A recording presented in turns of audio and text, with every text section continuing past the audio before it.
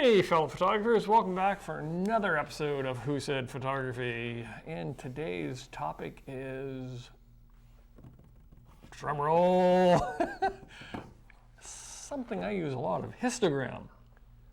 Exactly. All right, do you use your histogram? I do. Do you chimp? Sometimes.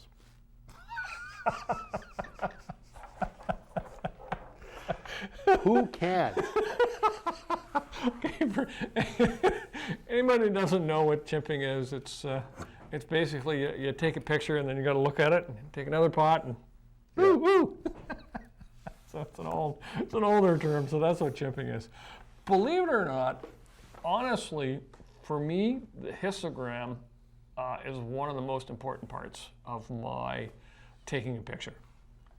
I will use a histogram phenomenally. So one of the things that I'm going to point out right away, I don't know if it does it on your Olympus. I know my Canons never did it, but with my Sony Mark II, A7 Mark II, the histogram is actually shown prior to taking the picture. So if I just see down here, here's my histogram. Oh, you got a live histogram. I have a live histogram on the Sony. Yeah. It I doesn't don't recall happen. if I have that on mine. Doesn't happen on the other one, but so we're going to discuss histogram, why you need to know it, what it actually does. And how it can save your life. Well, yeah. Well, not really save your life, but Well, it certainly tells you whether you're underexposed, overexposed, or have a good exposure. So in retrospect, I would actually call it a graphical indication of a properly toned image. perfect. Would you call? Or Would you agree with exposed that? image. Yeah, and this ties in very well with the show on metering modes, because this again is something that is a very, very excellent tool for photographers to see whether like you said, the image is properly exposed. Keep in mind though that whatever your subject looks like, the histogram will look different. Well, there is. Yeah, there's what we call the perfect histogram would be a nice bell curve. We actually have images here. We will throw them underneath. So we actually have like a perfect histogram is kind of like what we call a bell curve within the histogram. Yes, I would agree with that. But things you have to be aware of is underexposing and overexposing, and how to combat those. So that's one of the things you have to be aware of as well, and things that are going to throw you off. Night photography, shooting in snow. Oh yeah, huge. If you watch the metering mode, shooting in snow, like, yeah, it's going to throw everything out of whack. And at times, you're really going to have to be able to understand the histogram and move forward with it. So as stated, we have a properly exposed image. Is your histogram is going to give you a bell basic shape. An underexposed image is going to be all the way to the left, and indicating that everything is black or very dark. Especially if it's clipping. Yeah, well, that's one of the things, yeah, good point. Clipping is going to be one of those things that you're going to be careful of as well. So if your histogram, if lined up everything to the left, you've underexposed your image. If your histogram is everything to the right, You've overexposed your image. yeah, and you've blown out everything. Now I know in the Canon, you have flashing, so any white spots that are blown out. That would show you where your highlights were blown out, because when you put it in that mode when you're in review mode, and essentially what would happen was all the highlights that were blown out, like bright lights or the sun or whatever, it would flash from black to white. And one photographer, American wildlife photographer named Moose Peterson, he refers to it as the blinkies. The blinkies. The blinkies, yeah. People always laugh when I say that, but Blinkies. But it was a really good exposure aid. But there's one, I think, in the Sony that you know very well. Could be. Zebra? Oh yeah, the zebra. Yeah, okay. I never use it. Honestly, yeah. So the zebra in the Sony, what it does is it flashes and has zebra because it has lines through it, and it will let you know that that's blown out. It's overexposed in those areas. I never use it. It's just annoying. It's funny because I can, I've been shooting for about 10 years now, and I can tell immediately through the histogram on this thing whether it's overexposed or underexposed right away. So the zebra is actually, a good tool for those that are learning, but it's not something that, to me, it's annoying. It's like I'm looking at my image through the viewfinder, and I've got this thing going like this. It's like, stop it. I don't need that. It's like somebody patting you on the back of the head. Repeatedly. Repeatedly. It's like, oh, good. No, just stop that. Just go away. Valid point. I never turn mine on. But anyways, so how do we work it out? So if I take a picture and it's underexposed, how am I going to correct it? Well, it's easy. You're going to use your exposure compensation. If you're shooting in an auto mode, you're going to use your exposure compensation and go to the plus. So I always tell people when I'm teaching students that on your exposure compensation, you have plus and minus. Plus means brighter, minus means darker. So you're underexposing with the minus, overexposing with the plus side. So if your scene is underexposed, you're going to knock your exposure up a bit. So in other words, what you're going to do is you're going to increase your exposure.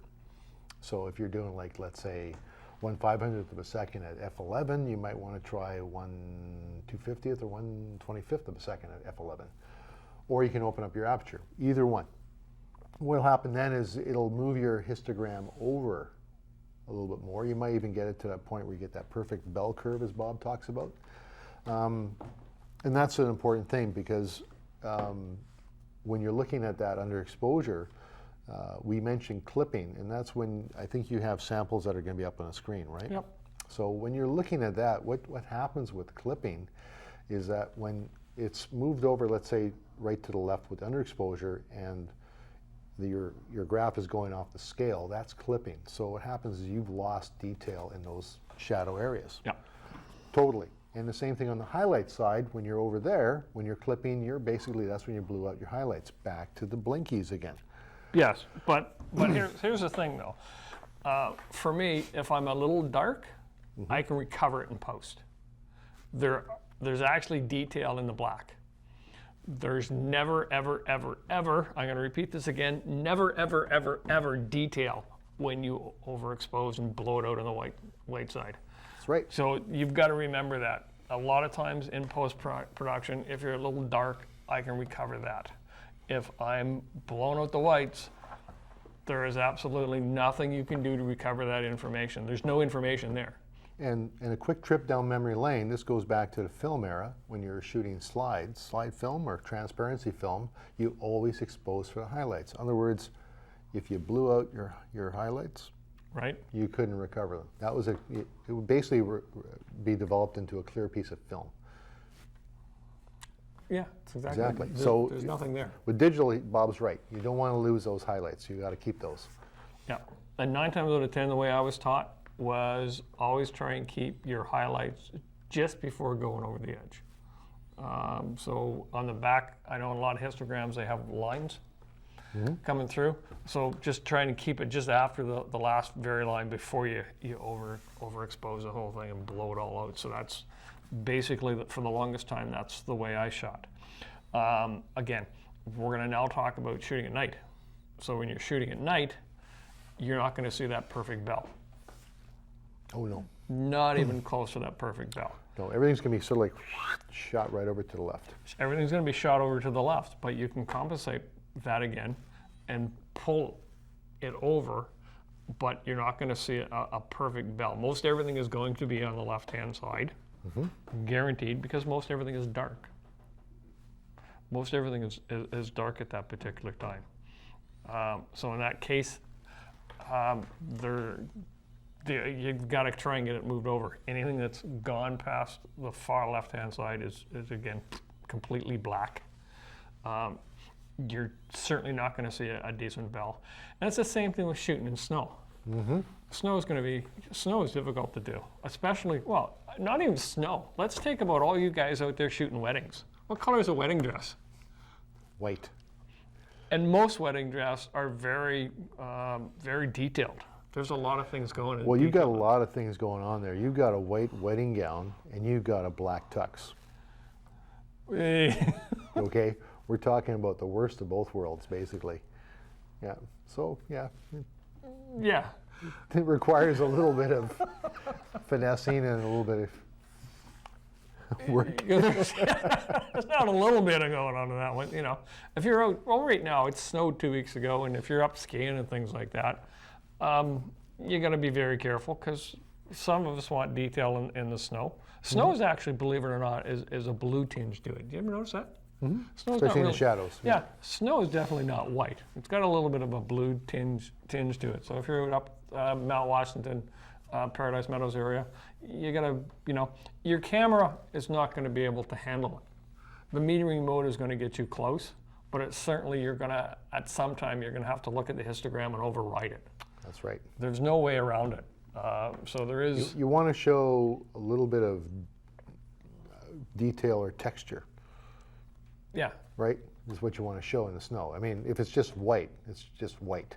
But if you see some texture in there, because snow, even when it's been sitting there for a while, it's kind of granular looking. So if you can get that, pull out that kind of texture out of it, your exposure is going to be fine. Yep. Yeah, it should be. You know, that's why the histogram to me is so important. Once you understand it and are able to use it, your images will come out so much better. Anything else? Well, on the Histogram thing? On the histogram. Well, that's back to chimping, so do it lots. Like I said, it's a very good metering tool. And one thing you can do too, if you do like I do, I bracket my exposures quite a bit. So usually if I'm working under time constraints, I'll just bracket the hell out of the scene. I'll just shoot everything from underexposed to overexposed and look for what is going to be the best fit. And I'll take a look at my histogram as I'm going through those images as well, right? Yeah. To see which one's going to be the best fit. But sometimes though, you may want to look for a different effect. You know, you did that bracketing, you're getting that sunrise, you get that beautiful dark sky, but unfortunately the foreground's too dark, and you get this other shot where the foreground's just right, but the sky's kind of almost blown out. So that's where you get that Photoshop magic happening. Well, I was actually going to say filters. Or filters. I was going to say filters. So, like, there are times where you just cannot correct and get a perfect picture. Yep. So there are times like you're shooting into the sun, it may be overexposed. So you may have your sky is certainly not the same exposure as the ground. So you've got a couple of options. I know in the Nikons and an app for the Sony, and you might be able to do it in your, you can do multiple exposures, or what do they call it? You take the same picture in the same shot. I can't think of the name of it. Not multiple exposures. Well, it's called multiple exposures. Come on, Lars. We know what it is. No, I just can't think of that either, can't because think of that's it multiple exposures, but you kind of... Well, 2 exposures on the same roll of film. 2 exposures on the same... Oh, in the On same... the same slide, shot. Yeah, that's multiple exposures. Is that multiple exposures? Yeah, exactly. Okay. Yeah. So you can do that, and that'll overcompensate for the different... Probably thinking HDR, maybe? Well, no, HDR, I do HDR a lot. So to me, 5 or 6 is called multiple exposures, is what we all call it that way. Yeah, multiple shots. exposures, just to be clear, is when you're taking more than one exposure on the same frame. Yeah, so the Nikon does that. The 750, I think, and the 810 does it. I don't recall if this one does Does it or not? No. Yeah, okay. So on the Nikon, you can do like 8 shots, and that'll build an image for you.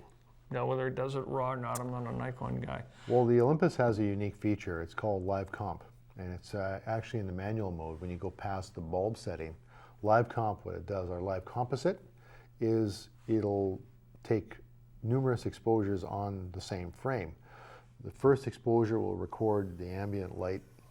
Every subsequent exposure after that will only record new light. Oh, really? Yeah. Isn't that interesting? So it's really handy for night photography. A lot of photographers are experimenting with it for daytime stuff. You can see some really funky cloud shots. I don't know if you've seen those. Yeah, kind of things. I wonder if that almost would give you a cloudscape sort of idea. Yeah. Wouldn't It's it kind of cool.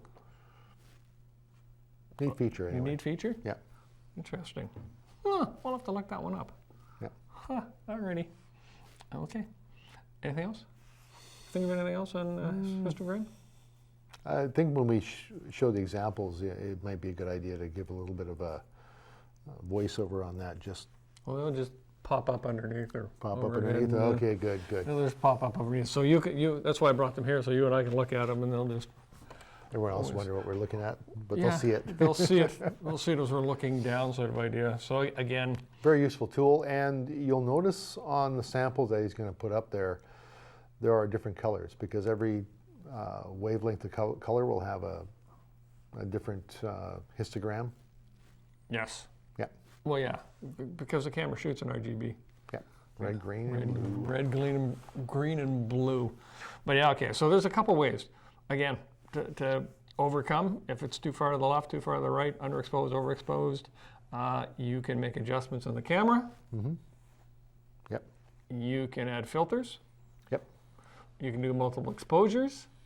Mm-hmm. Shoot HDR.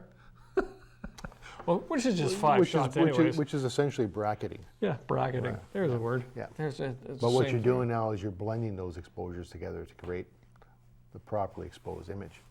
Correct. Yeah, no. Again, tough things to shoot. Dark, pitch black, 2 o'clock in the morning. Starscapes, things like that are going to be tough to shoot. It's, it's hard to focus at that time. Yep. Focusing at night is a horrible thing to do. Basically, for me, what I do is I just put it on infinity and bring it back a little bit. If you're shooting in snow, shooting a wedding dress, you're probably going to underexpose, Mm-hmm. and then you've got to pull it back. Overexpose, sorry. You're going to pull it back. Keep an eye out for that. If you're doing landscape photography and definitely shooting sunsets or sunrises, the sky is certainly going to be different than the ground. You might want to use a Certainly. filter. Yep. You might want to stick filters on, which could be another topic some other day. I think we've done filters once, haven't we? Done filters?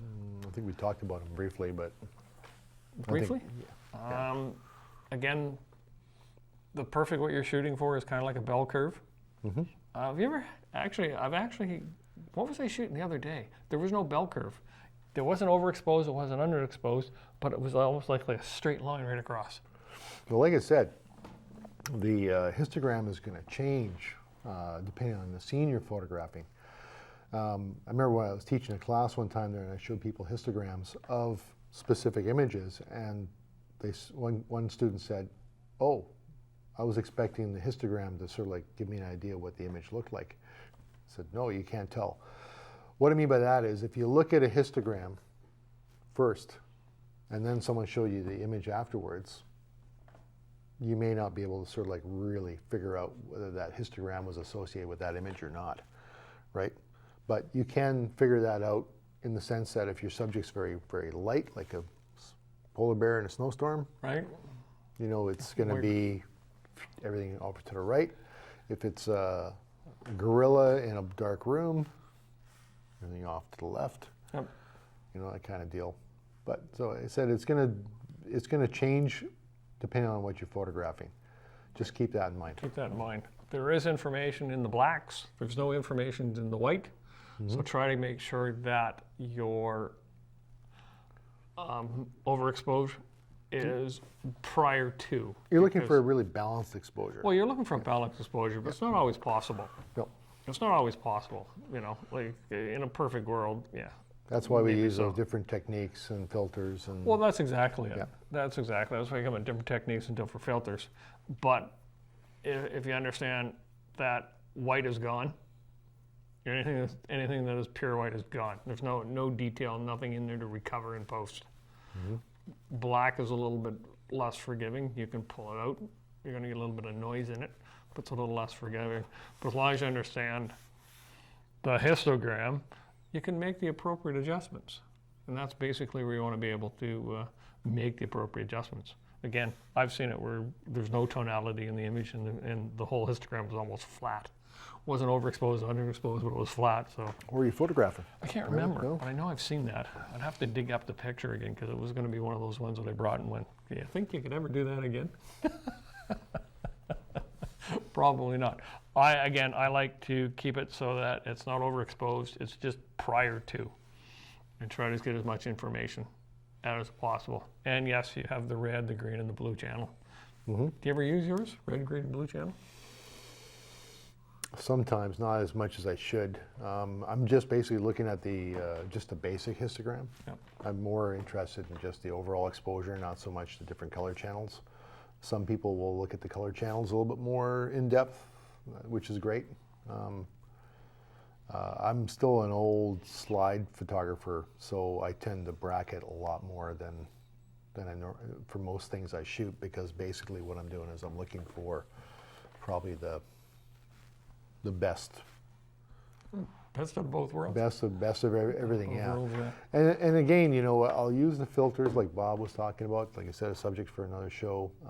But you know, sometimes where I'm out, where I don't have the filters with me, that's when I will bracket a lot, and then I'll do a merge in Photoshop or Lightroom. Yeah, no. It's like the same thing, basically. Yeah, just a little bit more work at times. But it works just as well. But anyways, that's it. Yep. That's all I got for histogram. Again, use it. Don't abuse it. Well, that's another good point. On the back of the camera, you have to select it. It doesn't Correct. automatically show up. No. Yeah, that's a good point. Sorry about that. I should have started with that one. So the histogram, you have functions on the camera when you're reviewing your image, and the histogram is part of those functions. So you can see it. And in some cases, I oftentimes wish the histogram was bigger than the image. Yeah. I want to see the histogram. I don't want to see the image. Exactly, and it's great because you get to know your camera. Yeah. Which I think is very important. Well, yeah. It's very important to know your camera. It's hard to shoot anything if you don't know your camera. But Exactly. anyways, that's all we have for today. That's your histogram. Kind of a mucked up lesson on that one, but what the heck? That was fun. We'll see you next time on Who Said Photography. Don't forget to hit the subscribe button below us. Mm-hmm. We need help pushing the show. Thanks to Shaw. Thanks to Nancy, who's sitting in there. And to Bob. And to me. And thanks for Lars for showing up. Well, thank you. Anyways, we'll catch you next time on Who Said Photography. Bye. Bye. Hey, thanks for watching. Sit, Sigma, sit. Oh, stop wagging that tail.